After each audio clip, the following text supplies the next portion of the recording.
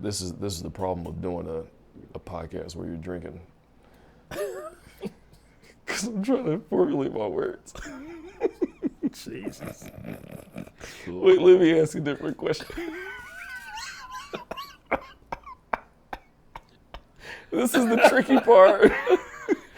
It's the tricky part of doing the podcast when you drink it. Look, it's just now 2:00. So should you write it down? I might need to have like some note cards or Okay. something. Well, do you want to ask me another question? That give me a little bit of time to figure out what I'm trying to say. Just talk. What was it about? Was it something about marriage? Honestly, Dad, I was just trying to figure it out as I went along. Yeah. Well, let me say it this way. Maybe it'll come back to you. Yeah. Okay, so you are 30. You'll be 36 next month, actually. Yeah. Uh-huh. So what would you say to your generation that about marriage? I know you hit some of it, but Yeah. what would you really say? What if you and your wife had to mentor somebody? Yeah. Which is crazy because like that could be a very real possibility. We made for 10 years, so like it could happen one day. Yeah, you know, especially if you just like say your line brothers or something, you know. And what would you say? What would you? Yeah. As far as what? Just the overall picture. I know that's a broad question. Yeah. But what comes to your mind first if a couple comes to you and say, "Hey, we want to get married"? What is it like? Yeah. I would say that it's worth it. Yeah. I would say that marriage is worth it. Yeah. It's worth it because number one, you have somebody in your corner that supports you, but you also have the privilege of being in their corner and supporting them at the same time. It's worth it. And like, so as you would tell me, what does that look like on any given Tuesday? on a random Tuesday.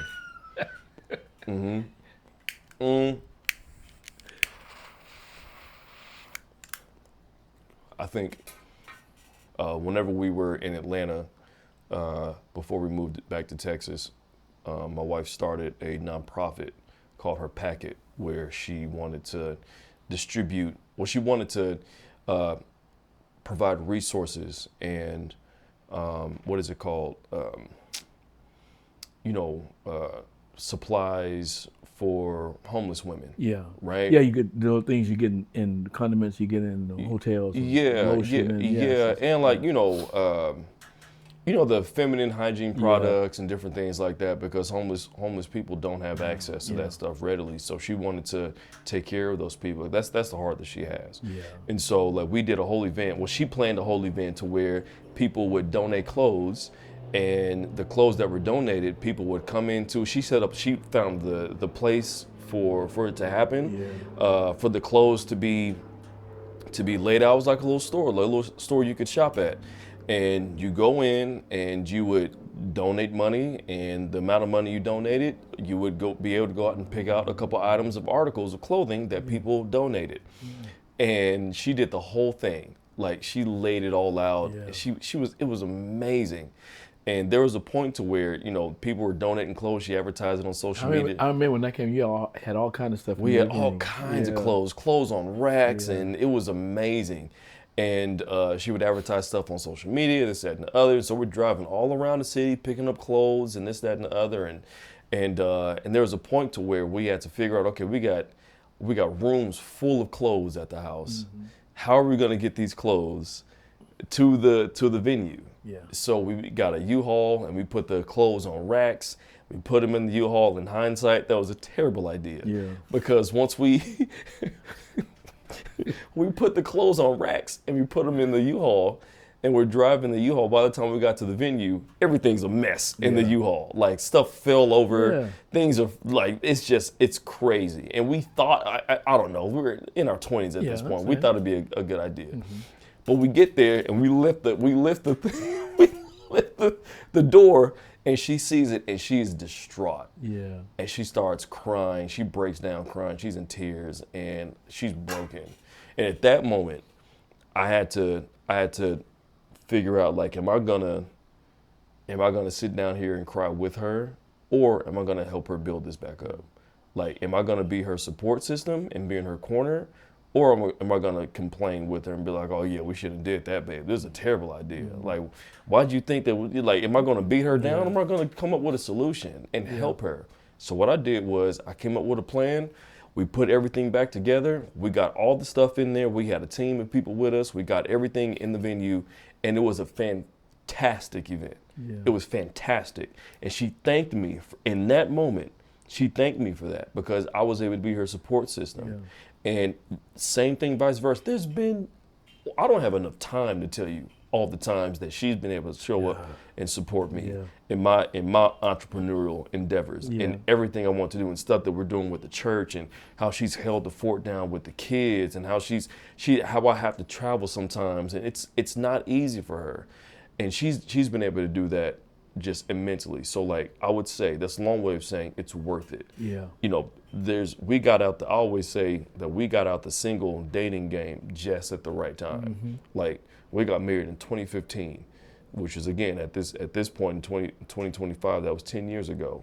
And seeing what dating is like now is like, it seems like there's no hope for anybody. Right? You know, we go to restaurants. And then we were in Fort Worth, and we went to a restaurant, this expensive restaurant. Yeah. And I think was our anniversary, around close to our anniversary. Somehow the subject came up, and we told Of what? Of marriage. Yeah. And we told this was the hostess, and we told we were married at that time. It was 40 years, I think. And she looked, her eyes bulked. I mean, 40 years? Yeah. How did y'all do this? And of course, we didn't have time to go into all the details. Yeah. But the fact that people are not expecting marriage to last that long today. No, people aren't expecting to get married, period. Yeah. So you all been married 10 years, Yeah. and when people come to you and ask you, you know, how do y'all get this far? Yeah. Because it's really a milestone to even get 10 years of marriage in this day and time. Yeah. And like you said, we don't have time to get into all the details, but like your friends change, you know, your priorities shift, your goals are different, you know, like all of that just changes, and you have to be okay with that. Yeah. You have to be okay with letting go of certain things and seeing what's truly important for your life moving forward. So is that what you would say to people if they come to you? Yeah, that's one thing I would say. Is like, at least one of the things. Yeah, one of the things. Like be okay with change. Be okay with, like, you know, being open and transparent with your partner and figuring out what your life looks like moving forward. And it may not be an overnight thing to where you can just figure it out. No, it's not. It's not. You know. But what is my saying? I learned. Slow down to the speed of life. Slow down to the speed of life. Yeah.